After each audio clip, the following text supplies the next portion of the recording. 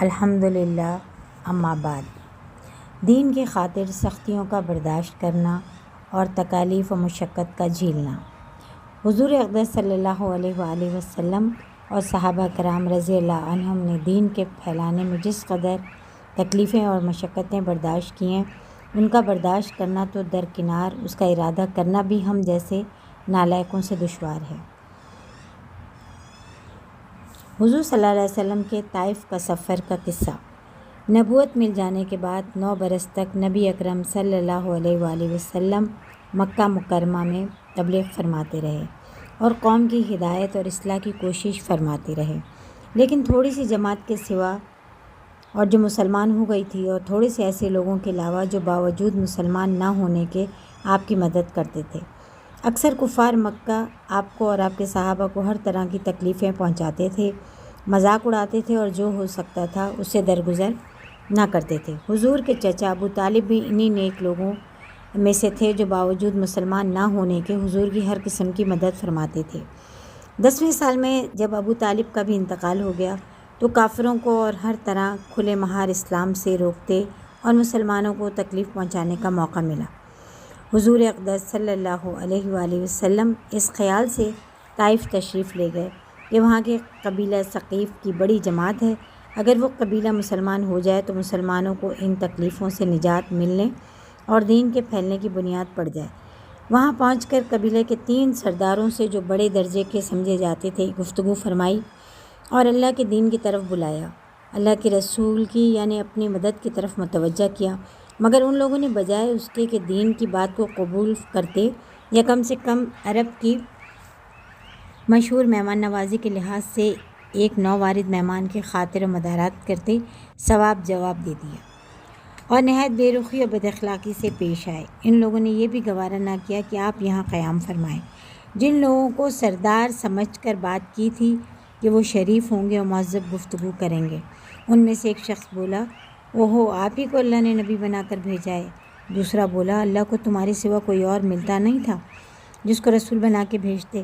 تیسرے نے کہا کہ میں تجھ سے بات کرنا نہیں چاہتا، اس سے اگر تو واقعی نبی ہے جیسا کہ دعویٰ ہے تو تیری بات سے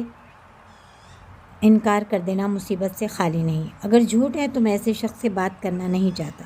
اس کے بعد ان لوگوں سے نا امید ہو کر حضور اکرم صلی اللہ علیہ وسلم ان لوگوں سے بات کرنے کا ارادہ فرمایا کہ آپ تو ہمت اور استقلال کے پہاڑ تھے، مگر کسی نے بھی قبول نہیں کیا، بلکہ بجائے قبول کرنے کے حضور سے کہا کہ ہمارے شہر سے فوراً نکل جاؤ اور جہاں تمہاری چاہت کی جگہ ہو وہاں چلے جاؤ۔ حضور اکرم صلی اللہ علیہ وسلم جب ان سے مایوس ہو کر واپس ہونے لگے تو ان لوگوں نے شہر کے لڑکوں کو پیچھے لگا دیا کہ آپ کا مذاق اڑائیں، تالیاں پیٹیں، پتھر ماریں، حتیٰ کہ آپ کے دونوں جوتے خون کے جاری ہونے سے رنگین ہو گئے۔ حضور اقدس صلی اللہ علیہ وسلم اسی حالت سے واپس ہوئے۔ جبکہ راستے میں ایک جگہ ان شریروں سے اطمینان ہوا تو حضور نے دعا مانگی کہ اللہ، تجھی سے شکایت کرتا ہوں، میں اپنی کمزوری اور بے کسی کی اور لوگوں میں ذلت اور رسوائی کی، اے ارحم الراحمین، تو ہی ضعفاء کا رب ہے اور تو ہی میرا پروردگار ہے۔ تو مجھے کس کے حوالے کرتا ہے؟ کسی اجنبی بیگانہ کے جو مجھے دیکھ کر ترش رو ہوتا ہے اور منہ چڑھاتا ہے، یا کسی دشمن کے جس کو تو نے مجھ پر قابو دے دیا؟ اے اللہ، اگر تو مجھ سے ناراض نہیں ہے تو مجھے کسی کی بھی پرواہ نہیں ہے، تیری حفاظت مجھے کافی ہے اور میں تیرے چہرے کے اس نور کے طفیل جس سے تمام اندھیریاں روشن ہو گئیں اور جس سے دنیا اور آخرت کے سارے کام ہو جاتے، اس بات سے پناہ مانگتا ہوں کہ مجھ پر تیرا غصہ ہو یا تو مجھ سے ناراض ہو۔ تیری ناراضگی کا اس وقت تک دور کرنا ضروری ہے جب تک تو راضی نہ ہو۔ نہ تیرے سوا کوئی طاقت ہے نہ قوت۔ مالک الملک کی شان قہری کو اس پر جوش آنا ہی تھا کہ حضرت جبرائیل علیہ السلام نے آ کر سلام کیا اور عرض کیا کہ اللہ تعالیٰ نے آپ کی قوم کی اور وہ گفتگو جو آپ سے ہوئی سنی اور اس کے جوابات سنے، اور ایک فرشتہ کو جس کے متعلق پہاڑوں کی خدمت ہے آپ کے پاس بھیجا ہے کہ آپ جو چاہیں اس کو حکم دیں۔ اس کے بعد فرشتے نے سلام کیا اور عرض کیا کہ جو ارشاد ہو میں اس کی تعمیل کروں۔ اگر ارشاد ہو کہ دونوں جانب کے پہاڑوں کو ملا دوں جس سے یہ سب درمیان میں کچل جائیں، اور جو سزا آپ تجویز فرمائیں۔ حضور کی رحیم و کریم ذات نے جواب دیا کہ میں اللہ سے اس کی امید رکھتا ہوں کہ اگر یہ مسلمان نہیں ہوئے تو ان کی اولاد میں سے ایسے لوگ پیدا ہوں گے جو اللہ کی پرستش کریں، اس کی عبادت کریں، یہ ہے اخلاق اس کریم ذات کے جس کے ہم لوگ نام لیوا ہیں۔ ہم تو ذرا سی تکلیف سے کسی کی معمولی سے گالی دے دینے سے ایسے بھڑک جاتے ہیں کہ پھر عمر بھر اس کا بدلہ نہیں اترتا، ظلم پہ ظلم اس پر کرتے رہتے ہیں اور دعویٰ کرتے ہیں اپنے محمدی ہونے کا،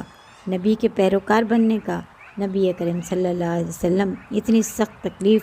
اور مشقت اٹھانے کے باوجود نہ بددعا فرماتے نہ کوئی بدلہ لیتے۔ اللہ تعالی ہمیں بھی ان کے نقش قدم پر چلنے کی توفیق عطا فرمائے، آمین۔